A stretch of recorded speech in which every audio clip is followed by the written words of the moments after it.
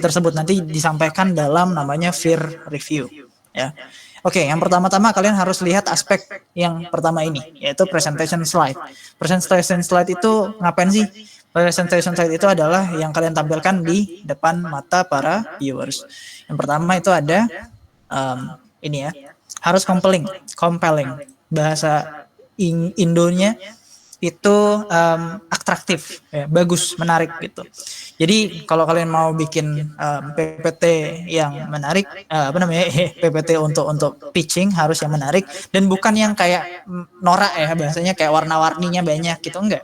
Tapi lebih ke arah estetik dan arah nyaman dilihat. Dan ini mendukung di yang kedua, mendukung poin yang kedua yaitu neat dan clean. Ya. Jadi ketika kalian menampilkan suatu informasi, jangan penuh. Bahasanya bikin poin-poin aja, poin-poin penting aja. Jangan kayak satu paragraf ditempel gitu. Enggak kayak gitu ya. Jadi harus belajar dari situ. Itu yang dua poin utama yang paling dilihat oleh para stakeholder. Oke. Terus yang ketiga ada ini method. Ya, ini method biar apa? Ini opsional aja sebenarnya. Ini method itu biar para viewers itu yang nggak kemana-mana matanya, nggak ngantuk dan sebagainya. Bisa kalian kasih gift, bisa kalian kasih apapun itu, biar menarik perhatian mereka dari bahasa kalian yang mungkin terlalu baku dan sebagainya. Oke, itu aspek yang pertama. Terus aspek yang kedua itu adalah deliverables. Apa yang kalian sampaikan? Ya, apa yang kalian sampaikan di sini yang pertama adalah prototypes. Nah, ini paling ini di bagian ini itu khusus untuk para aplikasi developer aplikasi ya, kayak misalkan program atau ada rancangan bangunnya, jadi harus ya kalian tampilkan gitu. Yang kalian tampilkan di sini bisa secara live-nya, kalau kalian pakai aplikasi gitu ada live-nya kayak Figma-nya gitu, ya udah tampilin aja gitu. Kalian jadiin MP4, tampilin videonya, jalanin, atau bikin GIF gitu, ntar dia berulang gitu dan seterusnya. Bisa kayak gitu ya. Terus yang kedua adalah designs. Nah, desain dari apa? Desain dari aplikasi kalian, bukan dari PPT-nya ya sekarang.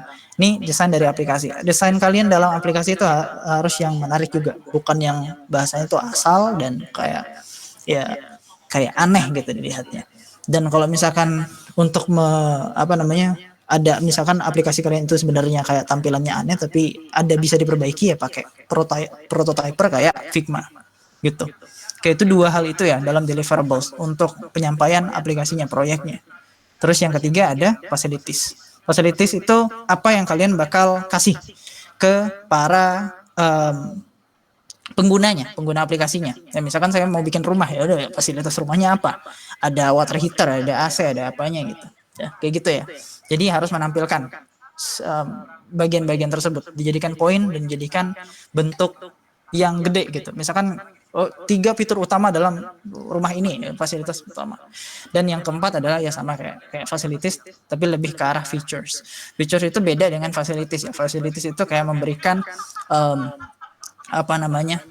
memberikan kemudahan ya, tapi features itu suatu hal yang hal yang bisa dijual gitu. Fiturnya kayak misalkan water heaternya bisa nyala sendiri gitu tanpa harus dinyalakan gitu ya. Itu adalah 4 hal yang deliverables yang kalian harus perhatikan. Oke.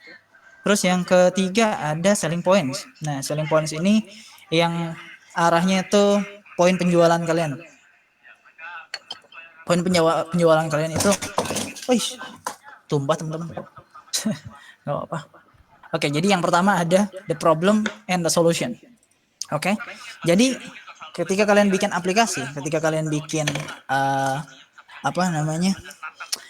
suatu produk, kalian harus punya problem and solutionnya. Kan kalian banyak nih di product track, betul? Nah, product track itu kalian membuat suatu produk, membuat suatu hal yang akan dipakai oleh para masyarakat dan harus ada latar belakangnya, dan kalian mungkin udah bikin di project plan ya, dan itu bakal pasti ada latar belakangnya. Dan kalian ngasih solusinya itu seperti apa? Ya itu harus disampaikan dengan secara singkat dan bisa aja kalian pakai suatu cerita, dibungkus dengan suatu cerita gitu. Oke? Jadi orang-orang itu bakal tertarik dengan aplikasi kalian. Ya misalkan contoh kayak company-nya si Syakir. Company-nya Syakir itu kemarin yang waktu Capstone menang, mereka punya problem bahwasanya orang-orang banyak sulit memeriksa gigi mereka. Mereka nggak tahu gigi mereka itu kayak gimana gitu kan. Ada yang berlubang, ada yang seperti apa, ya, ada yang berplak dan sebagainya. Nah itu kan ketika kita tidak bawa ke dokter gigi, kita nggak tahu harus gimana.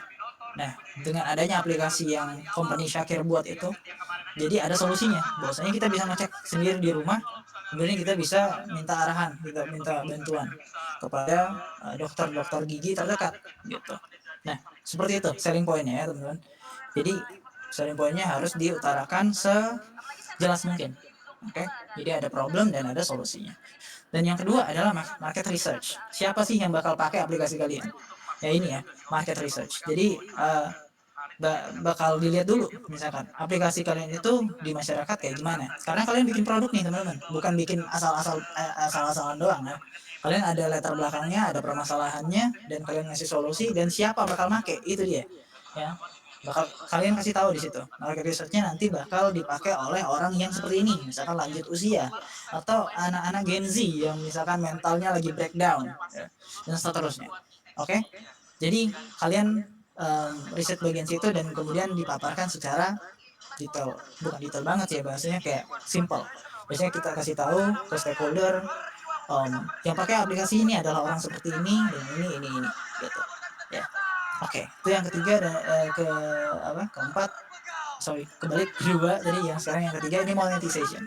Dan nggak ada, semua hal di dunia itu nggak ada yang gratis ya, karena kita sebagai developer juga harus dikasih duit buat makan ya. Dan ini adalah salah satunya. Monetization itu dari aplikasi, kalian bisa kasih iklan dan seterusnya pakai feature dari atau kayak library dari mobile development. Nah itu urusan mobile development sebenarnya, tapi yang harus kalian ketahui adalah ketika kalian bikin aplikasi itu nggak bisa gratis full gitu ya.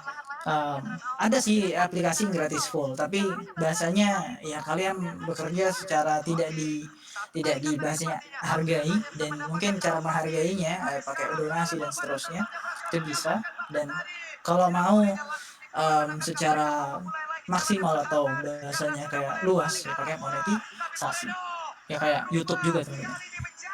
Oke, terus yang terakhir ada growth strategy. Nah setelah kalian bikin aplikasi ini, apa nanti ke depannya? Itu yang jadi pertanyaan. Kalau misalkan kalian bikin aplikasi kayak punya saya Hidup Sehat, dan itu kan punya banyak feature ya. Biasanya kayak kita itu ada yoga, ada kayak deteksi makanan, ada juga recommender system buat kayak ngasih tahu apa artikel-artikel mana yang lebih baik gitu untuk dibaca gitu. Ya kayak gitulah.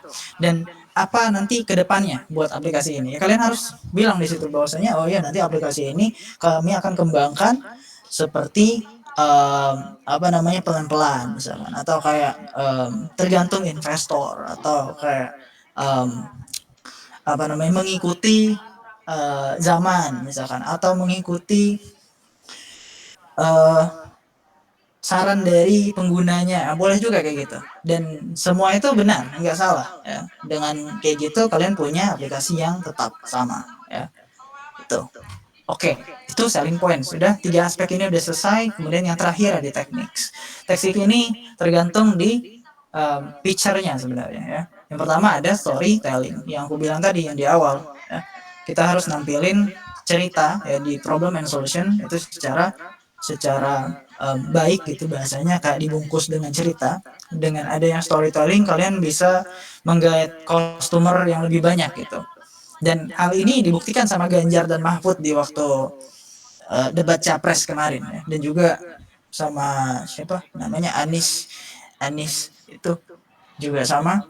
Mereka menggunakan orang lain, bahasanya si Bapak Udin umur 30 tahun memiliki sawah seperti ini, dia punya seperti ini. Ya itu menceritakan problemnya teman-teman. Baru mereka kasih solusi.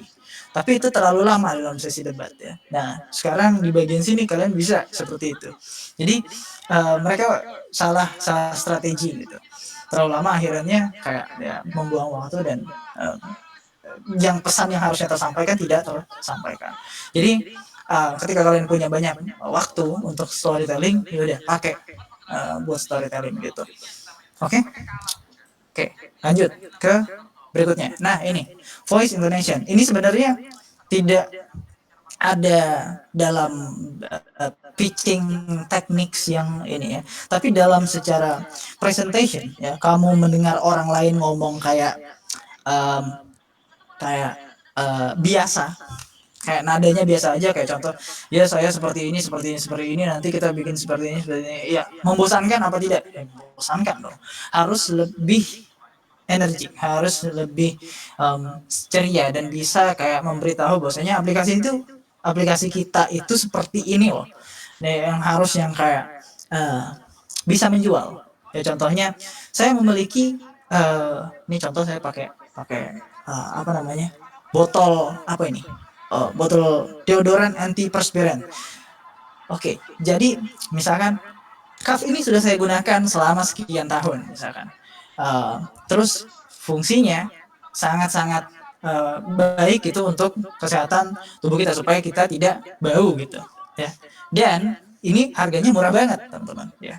Dan ada intonasinya, ada naik dan turunnya. Dan itulah orang bakal senang ya. Bakal melihat oh kayak gitu, oh kayak gini.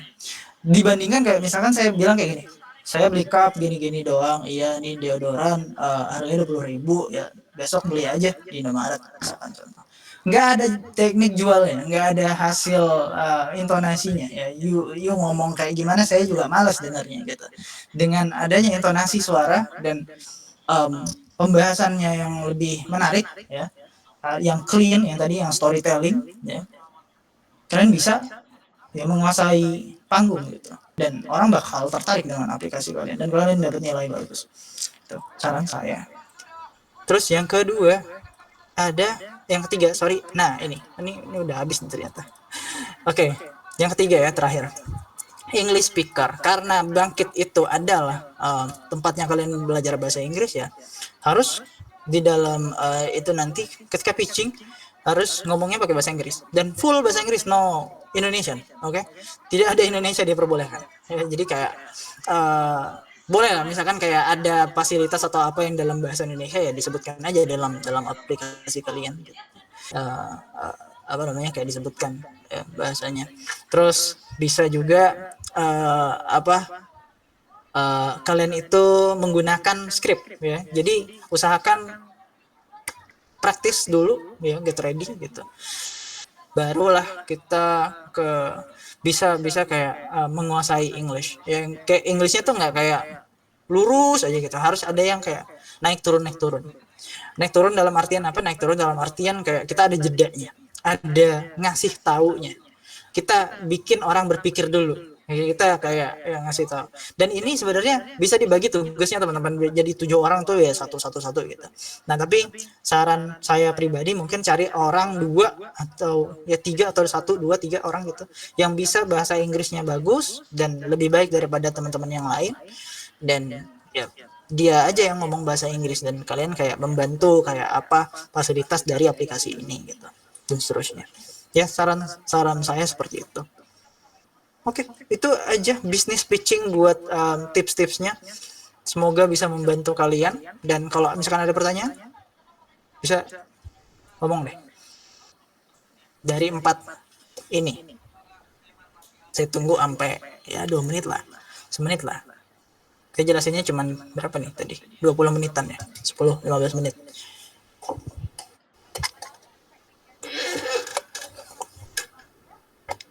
Buset, banjir. Tumpah guys. Nggak ada pertanyaan? Bang, mau nanya bang. Oh ya boleh. Kenapa Mahen? Ini berarti ketika kita presentasi Peer review? iya, itu nggak ada question gitu ya, sesi Q&A gitu ya? Oh, nggak ada. Oh, berarti setelah selesai presentasi langsung next kelompok gitu ya? Betul sekali. Oke. Nah, pokoknya kayak gini teman-teman. Kalian presentasi Mahen nih, misalkan presentasi ya, nanti kelompok Mahen dikasih waktu 10 menit atau 10 menit buat presentasi. Kalau waktunya habis langsung di-cut dan pindah ke kelompok lain. Dan setelah itu misalkan nih ada spare waktu, biasanya itu ada spare waktu kayak 5 menit, 3 menit gitu, 3 menit buat ngisi form yang namanya itu peer review ya. Jadi teman-teman kalian misalkan ada Syakir nih, Syakir masuk juga di situ misalkan. Ya, Syakir nanti bakal menilai presentasinya Mahen kayak gimana, apakah cocok dengan tema atau tidak. Terus penyampaiannya seperti apa, bisnisnya seperti apa gitu, ininya seperti apa. Jadi kita yang ngasih nilai kepada teman kita tersebut, dan semua anggota ya, nggak cuman kelompok ya, nggak cuman satu orang per kelompok, enggak, semua anggota dalam kelompok bakal menilai satu kelompok tersebut gitu. Misalkan teman-temannya Syakir ada Dinar, ada Dika ya, ya itu juga ikut menilai ya. Terus nanti Mahen juga sama. Mahen nanti ketika sudah selesai, dia bakal nilai timnya si Syakir, menilai timnya si Syakir, teman-temannya si Mahen juga bakal ikut gitu menilai, dan semuanya ya, semua orang yang ada di situ. Dan itu biasanya ada sekitar 12 kelompok kalau nggak salah ya, 12 kelompok yang masuk ke dalam ruangan tersebut gantian selama 2 jam kurang lebih, 2 jam atau 1 jam ya. Aku lupa, antara 8 sampai 12 kelompok. Jadi kalau misalkan 10 kali 12 kan 120. Jadi 2 jam. Nah, itu kayaknya kebanyakan. Kayaknya ada sekitar 8 atau 10 kelompok aja deh. Jadi kayak 20 menitnya adalah waktu spare-nya, kayak ngisinya kayak semenit mungkin atau 2 menit. Gitu. Oke. Jadi total 2 jam aja gitu untuk pitching-nya nanti. Sip, thank you Mahen. Oke, ada lagi yang mau nanya? Nggak ada ya? Jelas ya? Ya nggak apa-apa. Kalau misalkan ada mau nanya, ngomong aja. Yang video itu berarti beda lagi ya Kak? Beda. Yang video itu seperti apa ya? Yang kamu masukkan ke LinkedIn itu kah? Atau yang dikumpulkan? Yang dikumpulkan. Kalau yang dikumpulkan ada juga kemarin tuh, diupload di YouTube gitu. Itu yang dikumpulkan. Oh iya, nah kalau yang dikumpulkan itu sama. Jadi kayak gini, sama persis kayak gini. Tapi di situ kalian tuh harus bener-bener apa ya bahasanya? Kalian menyampaikan deliverablesnya yang di bagian sini. Nih, di sini. Kalian tuh harus menitik beratkan di bagian sini. Karena kan itu laporan ke tim bangkit ya. Sama sebenarnya. Cuman tidak kayak ya persis banget lah. Ya kayak gini. Kalau misalkan di nanti peer review usahakan kayak sangat compelling ya. Tapi kalau yang di tempat tadi ya bisa aja kalian itu nggak perlu pakai storytelling dan sebagainya. Dan itu rasanya ada aturan semuanya itu yang ngomong. Kalau nggak salah ya, aku lupa. Rasanya tuh semuanya ngomong. Atau gimana tuh? Aku lupa. Nanti dicek juga. Kalau semuanya ngomong artinya kalian harus ikut juga, bahasanya kayak presentasi gitu, gantian presentasinya. Kalau saya kemarin ada aturannya tuh harus semua gitu. Jadi nggak tahu sekarang apakah harus semua juga atau kayak gimana. Nanti kita lihat. Oke. Oke, ini ya untuk pitchingnya, business presentation. Semoga kalian itu dapat tipsnya dari saya. Dan kemarin kita itu sebenarnya semua ini udah bagus kalau saya rasa, kayak bahasanya storytelling ada, voice intonation ada, problem solution, kita market research ada, monetization juga bahkan ada gitu. Dan kita juga pakai animation gitu, dan ya neat gitu. Tapi kenapa kita nggak lolos? Karena kita salah tema, jadi tema kita ganti. Itulah yang menjadikan kita itu gagal di tahap berikutnya. Jadi ya, no problem at all, karena itu salah kita juga. Oke, udah ya, selesai. Nah, sekarang kita masuk ke mana? Kita masuk ke model deployment. Sebelum masuk ke model deployment belum ada yang nanya. Kayak nggak ada. Kalau nggak ada, ketik aja ya. Kalau misalkan ada, ntar bisa aku jawab setelah aku ngasih tahu model deployment.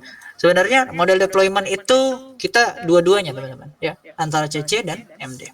CC dan MD. CC dan ML. Aduh, mulai MD. Jadi model deployment itu ada beberapa cara sebenarnya, ya. Nggak cuman lewat API aja, nggak cuman lewat Google Cloud aja gitu. Nah, saya bahasanya apa ya? Kurang tahu, kurang merhatikan juga tentang peraturan dari tahun sekarang itu proyek capstone-nya gimana.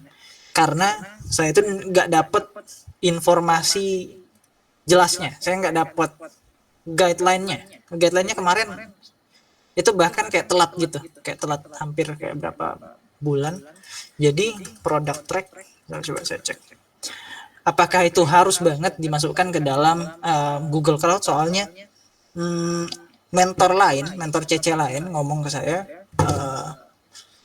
model itu katanya harus dimasukkan ke Google Cloud. Loh, saya bingung kan, loh kok itu baru gitu. Karena pas waktu kemarin, pas saat saya jadi cohort, itu belum ada kayak gitu. Nanti coba kita lihat di sini, TensorFlow model. Coba kita model.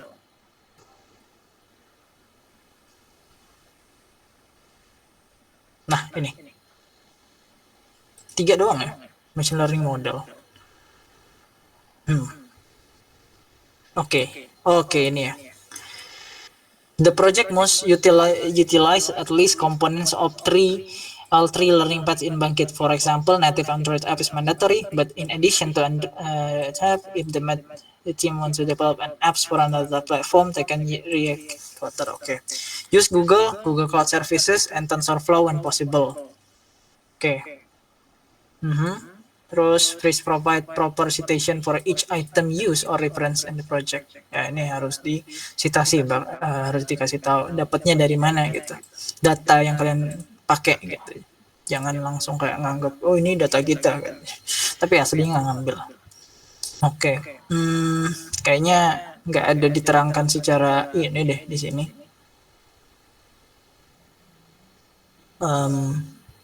Kayaknya nggak ada, guys.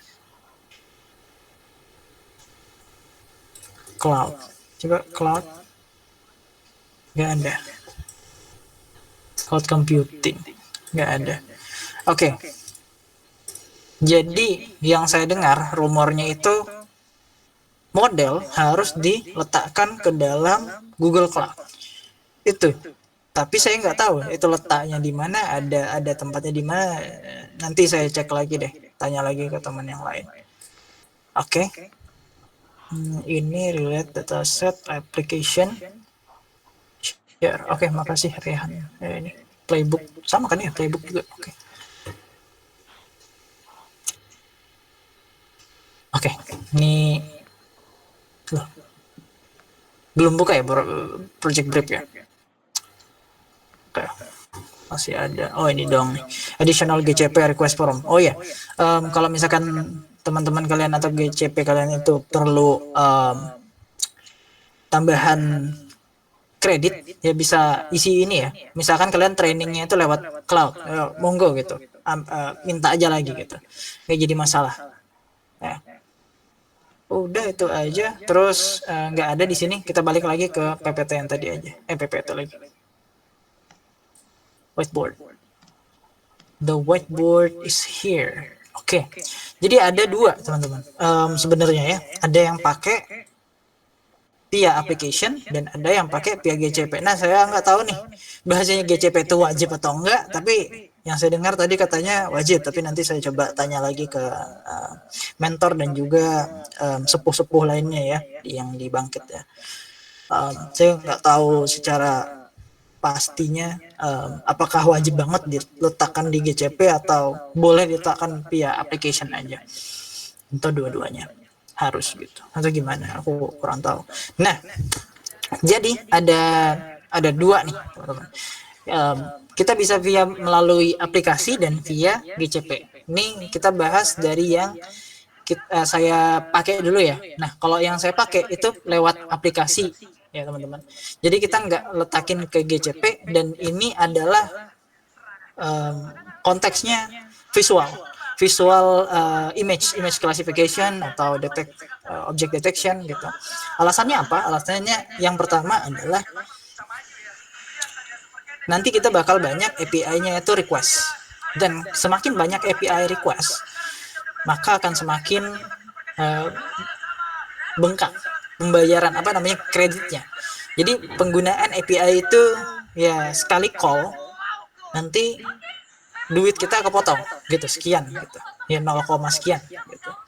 Atau dia per hari, misalkan dalam satu hari maksimal 100 klik atau ya 50 call gitu, ya otomatis 50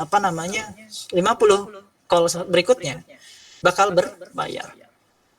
Nah, jadi ada dua di sini. Jadi kita pada awalnya saya bilang oh yaudah kita pakai aplikasi aja biar memudahkan. Nah, di sini ada dua. Ya, pertama pakai TF Lite dan juga ada pakai H5 ya, SEP. Jadi untuk yang TF Lite itu kita pernah kenapa connection restore? Oke. Ya kita pernah pelajari ya. Untuk penggunaan TF Lite itu ada di Coursera, kayak gimana caranya, dan itu kalian bisa buka, dan juga kalian dikasih pas waktu ILT ML ke 6 kemarin kalau nggak salah, 6 atau 5 kemarin cara deploy-nya.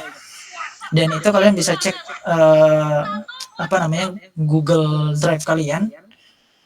Di situ ada cara pakainya gimana. Dan itu kalian bisa kasih tahu ke mobile development-nya. Bahwasanya Mas MD sini ini kayak gini loh caranya TF Lite ditempel ke aplikasinya gitu. Jadi memudahkan juga gitu. Jadi tidak melewati API ya. Itu yang pertama. Ini aku kasih teks aja. Kasih teks ini diletakkan diletakkan pada aplikasi. Kita kecilin dulu akunnya. Kecilan. Oke. Diletakkan pada aplikasi. Terus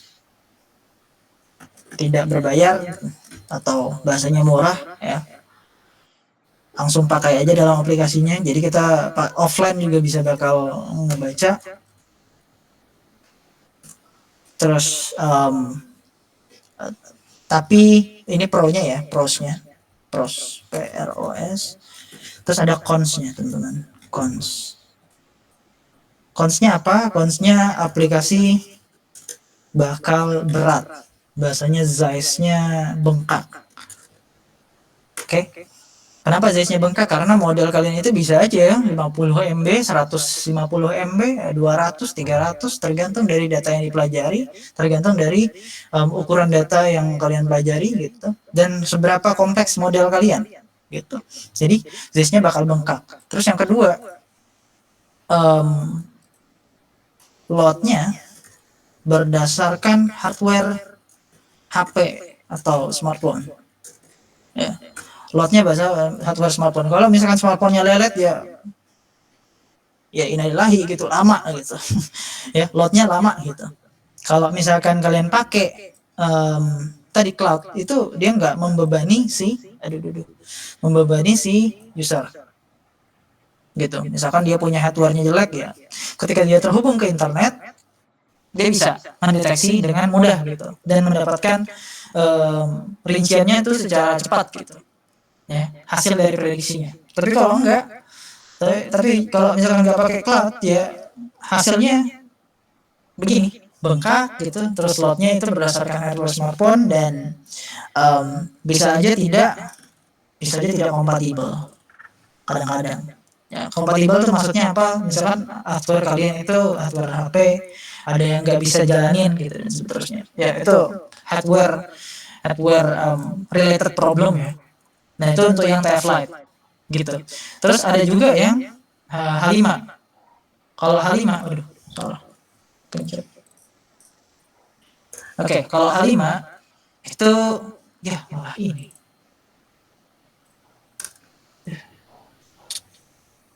Oke. Nah kalau H5 atau shape model ini kita bahasanya pakai API teman-teman. Ini yang saya bilang. Dan API itu arahnya kemana? Arahnya ntar ke ya sama Google Cloud juga. Cuman ini lebih ke kayak kamu itu bisa letakkan di server biasa gitu. Jadi API. Ada yang belum tahu API di sini? Yang belum tahu API apa sih API? API ini API gitu. Nah, ini API ya teman-teman. Jadi nanti aplikasi pakai shape model dari H5 atau shape model dari sini itu pakai type serving. Jadi API type serving. Nah, gitu. Ini yang pertama nih untuk yang PIF. Nah, terus ada PIA GCP. Kalau misalkan kalian mau GCP-nya kepake dan kayak ya kenapa GCP-nya dipakai aja bang? Ya ada beberapa alasan sebenarnya kenapa GCP itu nggak dipakai, yang harus dipakai kenapa gitu. Dan ya berbalik sama ini ya. Kalau misalkan aplikasinya kecil, saran saya aplikasinya kecil, modelnya kecil, itu letakkan aja secara TF-Lite. Contoh kayak punya saya itu pose estimation. Nah itu tuh kita nggak mau dia tuh ngedeteksinya secara cloud gitu, karena nanti bakal API call-nya banyak banget. Nanti API request, nanti dia ngirim lagi, nanti request lagi, nanti ngirim lagi, dan seterusnya. Kan banyak ya, karena kita mau prediksi aja, mau memprediksi badan aja. Ya nggak harus kayak gitu gitu loh. Jadi harus diletakin di aplikasi. Itu yang pertama. Ya. Terus kalau misalkan fitur saya yang kedua yaitu deteksi objek. Nah, kalau deteksi objek itu kan banyak tuh orang moto terus ya. Kita usahakan modelnya itu bagus dan kita bisa pakai kita bisa improve modelnya. Jadi kayak gimana? Cara improve-nya ya lewat Google Cloud. Nah, ini lewat namanya Vertex AI. Dulu namanya AI Predict ya, AI Predict. Nah, sekarang udah diubah ke Vertex AI dan di sini ada dua ya, teman-teman. Ada pakai kalian bisa pakai shape model atau pakai TFJS. Itu dua-duanya bisa. Dan caranya gimana Bang untuk yang cloud sama yang app? Sebenarnya gini, teman-teman. Kalian ada dua cara. Kalian pakai Vertex AI aja dan dia itu udah punya API-nya sendiri. Kita nggak perlu ngedit segala macam. Kita nggak perlu build apa gitu, build API from scratch gitu. Kalian harus setel gitu. Bisa pakai Vertex AI gitu, nggak jadi masalah. Caranya gimana? Ada sebenarnya udah dijelasin sama ini. Nah, jadi ini ada deploy a model to endpoint. Ya, jadi ini ada tutornya teman-teman dan itu adalah anak CC ya. Jadi kalian itu ya, tinggal ngasih mereka model yang kalian punya. Ya udah, ntar mereka yang kayak ini apa sih namanya? Kayak ya deploy doang udah jadi gitu. Dan ini juga ada ya kalau misalkan saya tuh kemarin pakai PCPI dan ini sangat memudahkan.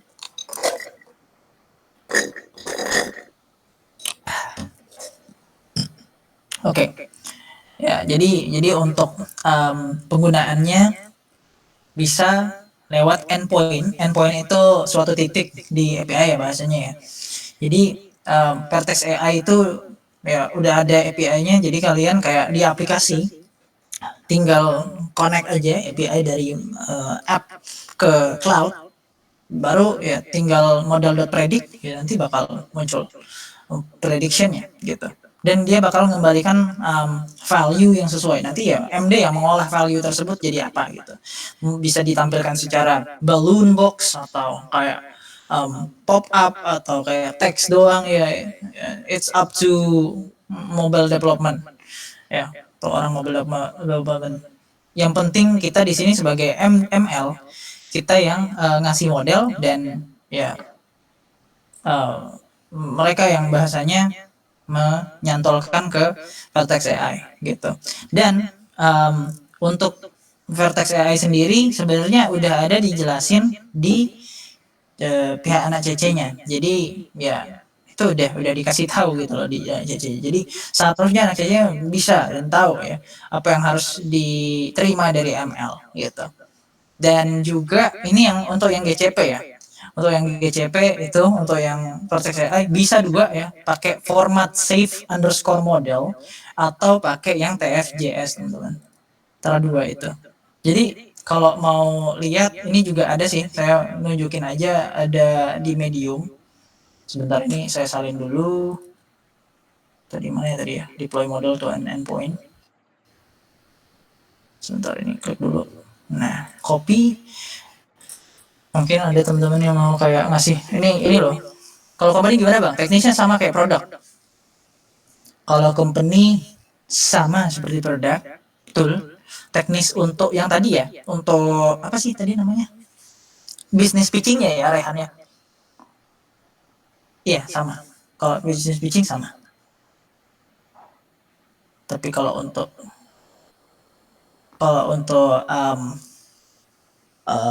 apa namanya technical ya beda ya. Karena kamu misalkan nyari apa gitu di apa di company-nya itu misalkan minta 3 ml ya 3 ml-nya ngapain gitu itu doang gitu. Jadi kayak yang dikasih tahu nggak perlu pakai prototype. Bahasanya ya nggak ada prototype. Kalian kasih tahu aja bahasanya kayak ini codingannya seperti ini dan kita udah mengimplementasikan dan ini hasilnya. Ya. Terus ya kalian nggak ada yang ngejelasin suatu apa namanya ya produk ini pakai apa segmentationnya marketnya siapa karena kalian di company teman-teman ya itu kalian cuman kayak ngasih apa ya ngasih ilmu kalian menuangkan ilmu kalian dalam suatu permintaan dari company nanti kalian tinggal ngasih gini loh ini hasil dari kita nih atas permintaan Anda ya kayak gitu ya Rehan ya jadi nggak ada bahasanya kayak segmentasinya apa gitu nggak perlu tapi untuk apa tadi compelling terus presentation slide-nya harus bagus yaitu preference masing-masing dan saya tahu kok kalian semua pasti perfectionist di bagian situ pasti senang kayak melihat yang bagus-bagus ya kalian bikinnya bagus-bagus gitu ya gitu jadi untuk itu ya mungkin tipsnya yang bagian tadi teknik pitchingnya aja ngomongnya tapi untuk storytelling nggak ada kayaknya untuk di apa namanya di story ya di story di sorry bukan di story di company gitu oke sip ini untuk yang API itu untuk yang cloud ya yang cloud terus kalau saya dulu pengalaman saya dan saya tahunya saya itu pakai ML API dan itu nanti saya share screen ya sebentar lagi dan ini ada step by step guide-nya sebenarnya ya. Nah kita misalkan pakai MNIST model ya terus modelnya diupload ke Google Cloud kayak di create gitu nanti pakai cloud storage nanti kita letakkan modelnya dalam bucket gitu ya itu namanya Ember lah ya di CC anak-anak CC tahu lah terus modelnya nanti bakal kita pakai di Vertex AI model registry kita register modelnya tadi nah kita kasih nama terus regionnya di mana gitu sesuai di Asia gitu Asia East baru kita kasih container setting dan ini kontainernya kalian harus kasih tahu ke CC ini kontainernya kita pakai 2.9 Mas CC 2.12 nah terus karena kita itu perlu klasifikasinya bagus ya pakai akseleratornya yang tinggi aja misalkan nah ini kan mereka deploy model nih tuh deploy to endpoint tuh udah deploy nih dikasih split kasih prediksi tuh nah kayak gitulah ya udah aktif ya udah kita kasih prediksi nah ini memprediksinya prediction result nah jadi dia pakai ini library Google.Cloud baru platform dipakainya saat di sini predict custom trend model tuh. Jadi kita pakai endpoint nanti project number-nya di sini nih ya project number kan kalian tuh punya endpoint-nya sendiri ya nah jadi pakai ini Oke, kayak gitu. Nah, ini sebagai yang simpelnya. Dan itu sebenarnya kalau misalkan kalian mau yang lebih secure, jangan uh, di apa, di-upload API key-nya itu ke dalam GitHub. Jangan sama sekali ya. Saya tuh pernah dulu API key itu masuk gitu ke GitHub gitu. Lupa dimasukin ke Git ignore. Hasilnya apa? Hasilnya akun saya hack. Dan aduh pokoknya ya udah gitu lah. Ya gitu. Intinya jangan seperti saya gitu. Dan seperti teman-teman yang lain gitu. Belajarnya yang benar gitu. Oke, dan ini saya copy dulu, paste. Oke. Nah, itu untuk yang mediumnya. Terus ini juga ada yang AI platformnya. Dan ini bahasanya apa ya? Bahasanya itu kayak banyak kan CC yang megah tuh kayak gini tuh teman-teman. G-Cloud tuh. Itu bukan kita gitu. Nah, tapi ada nih yang saya rasa bisa membantu kalian. Nah, ini ada API template dari mentor saya waktu dulu. Namanya ini Kak Kainova. Kalian bisa menghubungi beliau, nanya-nanya sama beliau, dan template-nya ini saya kasih di sini ya. Nah, ML template. Oke. Nah, jadi ini adalah template API ML buat ML ya. Dan di sini kalian nanti bakal pakai bebas ya antara dua nih, H5 atau shape model format. Nanti masukin modelnya ke dalam tempat yang sama dengan si main PY-nya. Ya. Ini bisa kalian taruh di mana namanya? Di Google Cloud. Bisa juga enggak. Dan ini untuk yang cloud computing nanti bisa pakai ini API-nya itu endpoints-nya yaitu predict text sama predict image untuk image based input. Ini kalau misalkan predict text bakal muncul kayaknya text your text-nya pakai JSON payload. Strukturnya gini. Terus ini ada uploaded file ya. Multi-part formnya. Nanti bisa kita upload emailnya di situ kayak uploaded filenya. Nah, terus ini bisa lihat API documentation-nya juga. Kalian juga bisa ambil Docker filenya udah ada di GitHub tersebut. Nah, ini kalau misalkan mau nanya-nanya sama beliau juga boleh, mau lewat IG, Twitter atau LinkedIn, langsung aja nanya gitu. Cara pakainya kayak gimana? Cara pakainya adalah ini di clone aja repositorinya. Di sini di samping kanan ada tulisan use this template, bikin di create a new repository, kalian bikin sendiri lah ya. Nanti buat di code company kalian.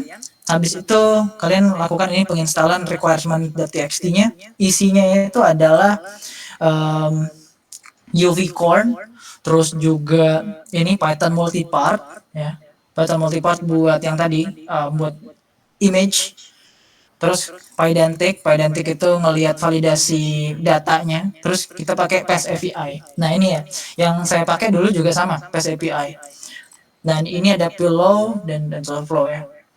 Kalau Pillow itu buat ngeload gambar, jadi image-nya gitu. Dan di dalam main.py-nya ada tulisannya nih teman-teman. Nih saya gedein aja kali ya. Oke. Nggak kelihatan kayaknya di situ. Oke, ini. Jadi install library sudah. Terus untuk anak-anak ML silahkan prepare your model, bisa pakai H5 dengan save format, terus masukin tadi ya yang sama. Dan itu kalian bisa pakai predict text ya, NLP, atau juga pakai predict image. Nah, untuk anak CC kalian nanti kasih tahu lah, ini mereka paham lah bagian sini. Oke. Terus yang pertama ini import OS segala macam ya. Itu buat buat inisialisasinya di sini. Nanti dipakai ngebaca dari mana sih? Nih, dapat portnya biar ngecek portnya gitu. Terus di sini, nah, ini kalau misalkan kalian mau pakai model H5 kayak gini, ini di on comment aja. Jadi model sama dengan tf keras models, baru load model, baru main model H5. ya nggak perlu pakai weights segala macam. Nah tapi kalau misalkan pakai tipenya adalah shape model, ya tinggal pakai kayak gini doang, titik baru garis miring baru shape model foldernya itu apa, itu namanya. Oke, terus kita bakal inisialisasi PES API-nya di sini. Nah ya, nah ini kayak indeksnya doang nih, kayak nunjukin bahwasanya ya bahwasanya jalan gitu. Terus, nah nih if your model need text input pakai endpoint ini. Kalau misalkan dia nggak perlu, misalkan kalian itu bukan NLP ya, yaudah ini hapus aja gitu, nggak usah pakai. Ini juga predict textnya nggak usah pakai gitu. Kalau misalkan kalian bukan NLP, kasus dalam project capstone kalian. Nah ini nggak perlu misalkan. Nah ini kalau kalian misalkan memprediksi hoax gitu dalam berita, ya udah teksnya ini bakal kita request dulu pakai request text dari sini ya, request text, nanti ada response, ini responsnya untuk API-nya si PES API gitu. Nah terus di sini kita pertama-tama harus pre-processing dulu, terus yang kedua kita prepare datanya buat ke model, kayak ya bebas lah mau dijadiin binary atau mau dijadiin kayak sequential dan seterusnya. Baru kita pakai model.predict yang tadi ya, yang udah dijadiin flatten atau segala macam gitu. Nah baru kasih outputnya. Jadi kayak misalkan outputnya itu pakai confidence, misalkan lebih dari 0,75, maka dia positif misalkan, itu sentiment analysis. Terus kalau misalkan di bawah dari 75, maka dia negatif gitu. Nah dan untuk yang image, nah ini yang teman-teman banyak ya. Nah kita pakai upload file dari PES API ya, ini. Terus kita kasih ini pakai if, ini sebel banget. Oke, kita pakai uploaded file, baru nanti dicek kontennya itu apakah JPEG atau PNG. Nah terus di sini kita jadiin numpy array. Jadi ini ada utils.py-nya, bakal ngebaca file yang diupload, nanti baru dijadikan numpy array. Nanti dilihat shape-nya gitu, ini bisa dihapus aja. Terus kita pakai image preprocessing. Contoh, kalau kalian itu ada preprocessingnya tuh pakai 1 titik dibagi 255, ya udah pakai juga di sini gitu. Karena itu bagian dari image processing, teman-teman, preprocessing. Udah habis itu nanti kita predict aja gambar yang kita punya tadi. Nah, ini simpelnya ya, pakai API-nya ya. Terus ntar nih kayak ngecek API documentation, lihat di sini pakai UV-Corn. Nanti ini kalian bisa ubah sendiri ya, portnya berapa gitu, hostnya ya. Oke, demonya kayak gimana bang? Oh, udah kita tunjukin demonya. Demonya ada, dan Mas kayak Nopanya udah bikinin juga. Jadi di sini ada demo. Mana sih? Repo. Udah 5 menit lagi. Kayak Nova Web, nah ini ada demonya.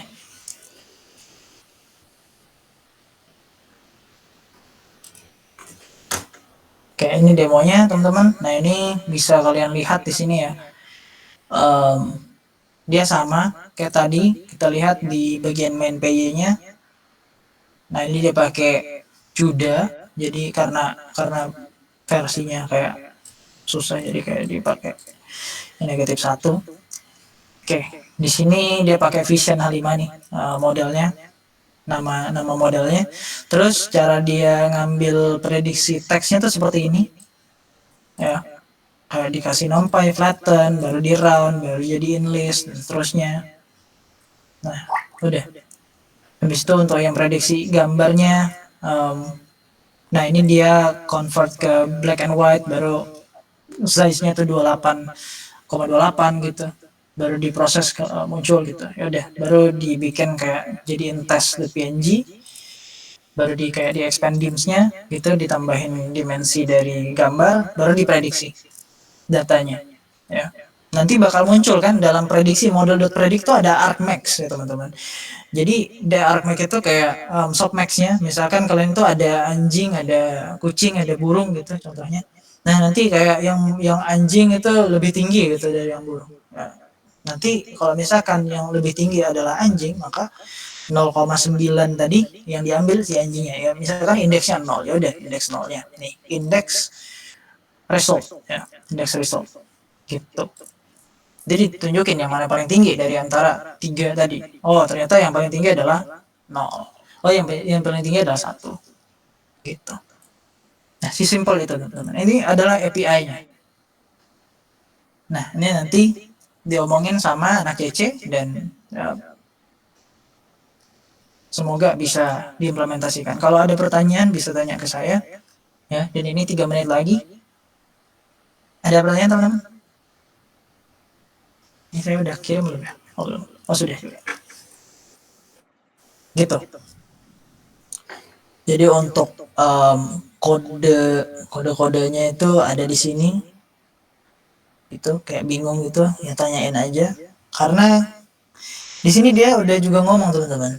Nih, one more thing, one should I should mention. Many people still asking siapa yang harus deploy the model, apakah CC, apakah ML. Di sini dia jawab, dua-duanya harus kolaborasi. CC nggak bisa familiar dengan isi dari H5-nya. Isi dari modelnya kayak gimana, apa aja isinya gitu. Dan ML nggak bakal familiar juga dengan HTTP, POST, sama GET tadi, yang saya bilang ada API tadi. Jadi kalian dengan adanya tim ML dan CC ya harapannya bisa bekerja sama dengan satu sama lain gitu, biar modelnya itu bisa jalan. Gitu teman-teman. Jadi bukan kita melampiaskan oh ini CC semua nih yang kerjain gitu. Kita tahu ini doang. Enggak. Kita ngasih tahu juga ke CC-nya bahwasanya oh ini gini loh, ini keluarnya nanti seperti ini. Nah, gitu. Kalau deteksi objek misalkan keluarnya output gambarnya, ya udah tampilin output gambarnya. Kalau misalkan classification cuma muncul indeksnya, ya udah indeksnya aja yang di send gitu, di post gitu. Ya. Gitu teman-teman. Ada pertanyaan? Nggak ada kayaknya. Jelas ya? Oke. Di sini ada yang udah nge-deploy? Angkat tangan dong. Yang udah nge-deploy. Elin sudah? Elin mau nanya Bang. Oh, boleh. Jadi kemarin kan kita udah ada buat 3 model ML Bang, dan itu bakal deploy ke CC-nya Bang. Yes. Cuman kemarin kayak nge-stuck di CC, ada dia 2 model itu sama sekali emang nggak bisa ke deploy, 1 model lagi udah ke deploy tapi kayak outputnya itu beda Bang. Kayak harusnya kan outputnya itu karena memang regresi linear mungkin kayak angka gitu, tapi harusnya nggak nyampe ribuan, kayak mungkin 1 sampai 20 seperti itu kan Bang. Tapi kalau yang keluarnya di CC nyampe ribuan gitu Bang. Kira-kira di mana? Ketika kamu nyoba di model.predict ML itu nggak ribuan? Enggak Bang, kayak paling tinggi 20-an gitu Bang. Oke, nah itu yang di sini pasti bermasalahnya Elin. Nih Elin, saya tunjukkan aja deh Elin. Kamu tadi regresi linear ya yang nggak bisa kebaca ya? Iya benar Bang. Katanya pakai regresi linear Bang. Nah, regresi linear itu identik sama data preprocessing. Jadi mungkin sebelum ngepredik data yang kamu punya mungkin belum di preprocessing itu.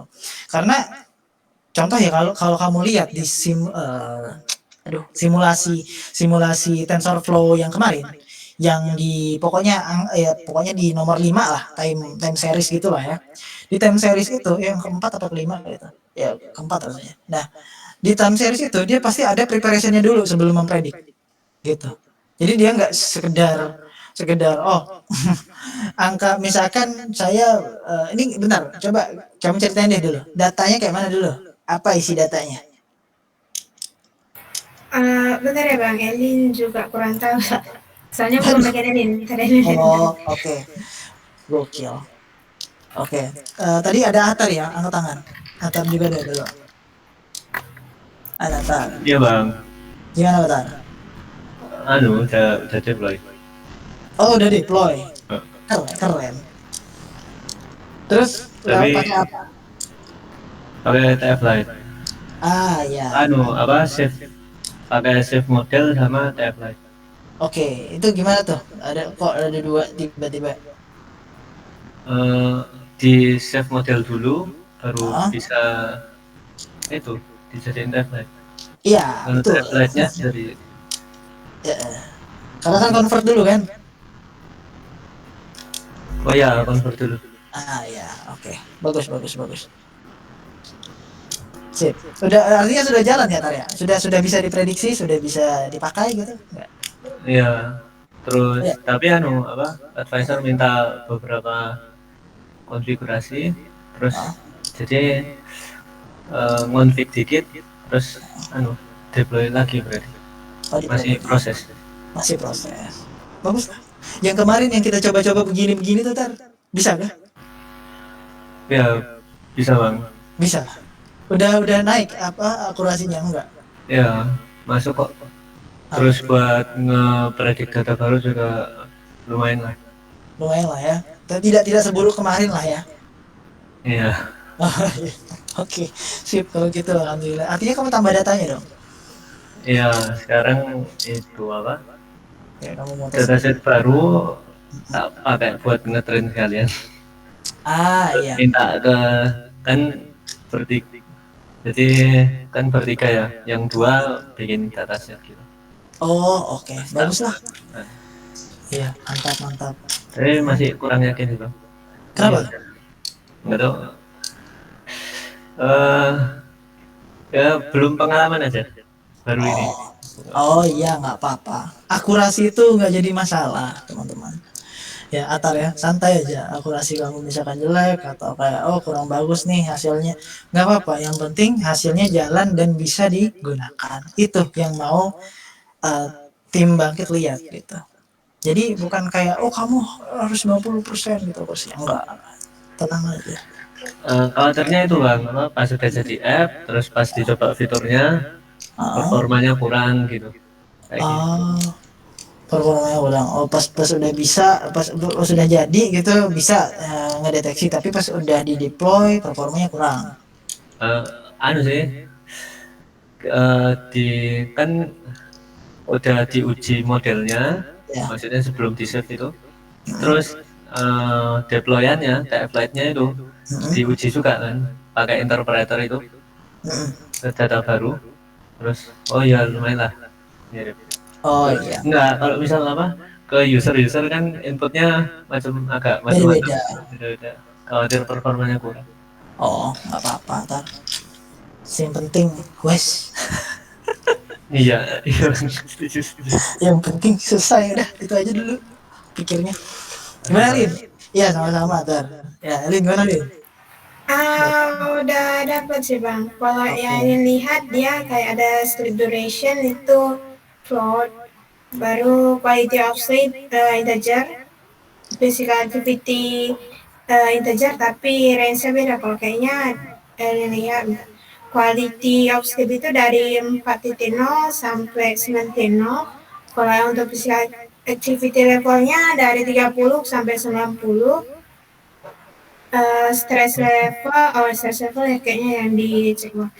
BMI kategorinya dia dari sampai processing juga bang, kayak yang ke BMI kategori ini awalnya dia kayak overweight normal sama WC itu diganti jadi 0, 1, 2. Blood pressure juga dari 0 sampai 24, heart rate dari 65 sampai 86, daily step 3.000 sampai 10.000, sleep disorder 0 sama 1, yes or no. Ya kayaknya itu aja sih. Ada sekitar tadi aku hitung kayaknya 10 kolomnya, ya betul? 1, 2, 3, 4, 5, 6, 7, 8, 9 sih. 9.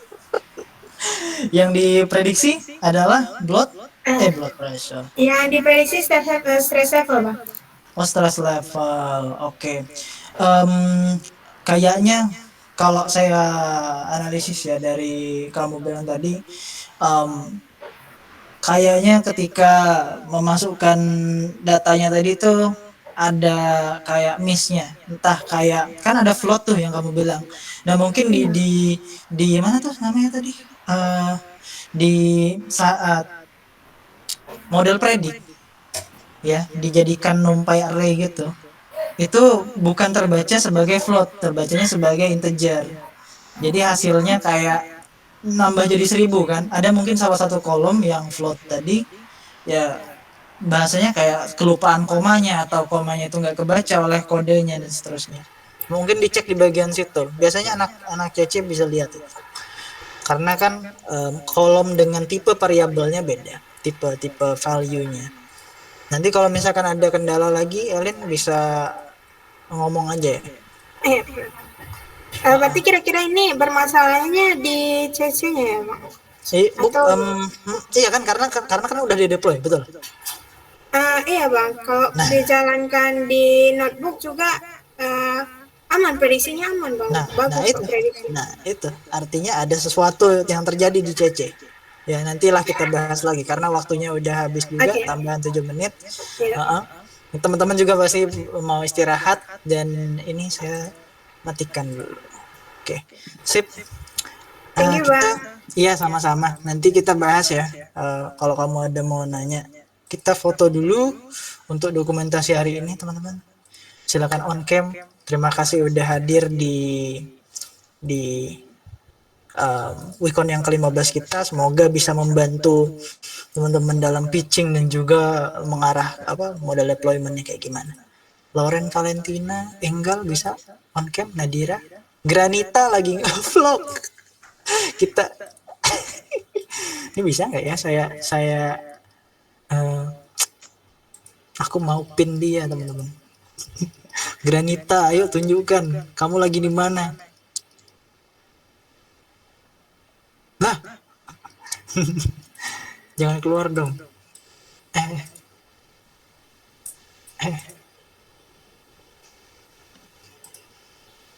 Kasihan bulannya salah cantik, hepet terus. Nah ini, wih, gimana Granita, di mana? Lagi di mana? Pulang kampung.